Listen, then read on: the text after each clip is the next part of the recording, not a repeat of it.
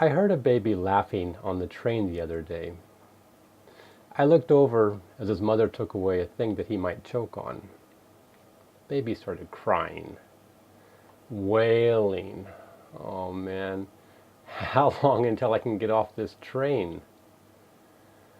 I started to slowly back away, but then the baby suddenly stopped crying. Wait, what? What just happened? The mom hadn't done anything. The baby just stopped crying on his own accord. I have a theory that emotions can be quickly resolved by acknowledging them and expressing them.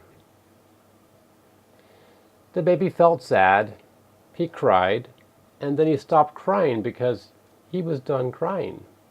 Simple as that. That kid was really onto something.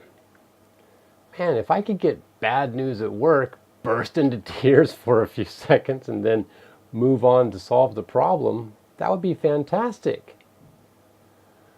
What the heck is wrong that I can't just have a good cry? As a facilitator in peer counseling circles, I see most adults have lost the ability to quickly process emotions. As soon as kids get into school, we have to stop crying, grow up, be quiet. In short, conform to being nice. And in order to just show that nice side, we learn to bury emotions so no one will see them. Those emotions get buried like fossils in the mud. And they're still there. Trust me, those emotions are patient. When I was about 13, my grandfather died. At his funeral, I wanted to be cool, so I didn't shed but a few tears. 5 years later, I came across Granddad's jacket. It had been in storage in my dad's closet. When I reached out, I said, "Dad, that's Granddad's jacket." I smelled it, and suddenly, boom, tears came down like a waterfall. That was 5 years after he had died. Where had those tears been for 5 years? Where had that sadness been for so long? I realized at that moment in high school, I realized that emotions must be important. I don't know why, but there must be some reason they remain intact until processed. I still don't know why they're so persistent, but I know bad things happen if we don't acknowledge them. For example, the stress hormone cortisol. It increases our perception of pain and decreases our ability to feel happy. It also causes neurons to fire too quickly and die. Expressing emotions in a safe way can make life better. So how do we do this? For better or for worse, in today's society, it's neither at the office nor out on the street that's appropriate to let out these emotions. We can't just walk down the street yelling and kicking people.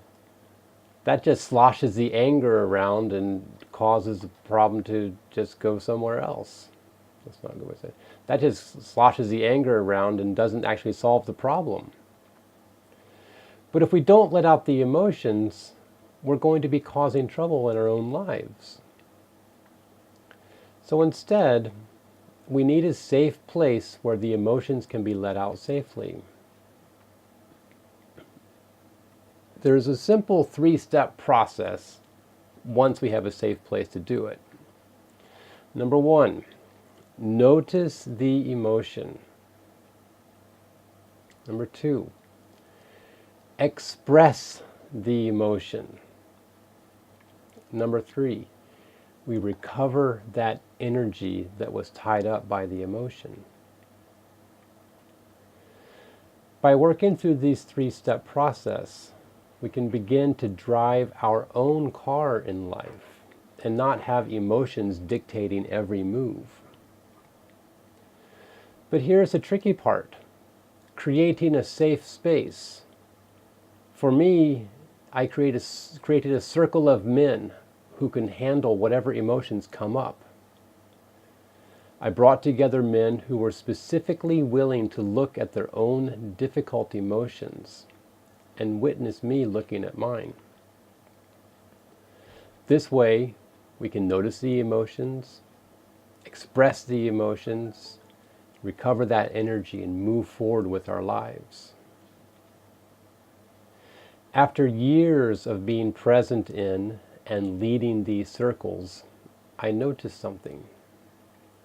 I consistently see men making better choices in their lives after clearly acknowledging their emotions and the experience for what it was at that time.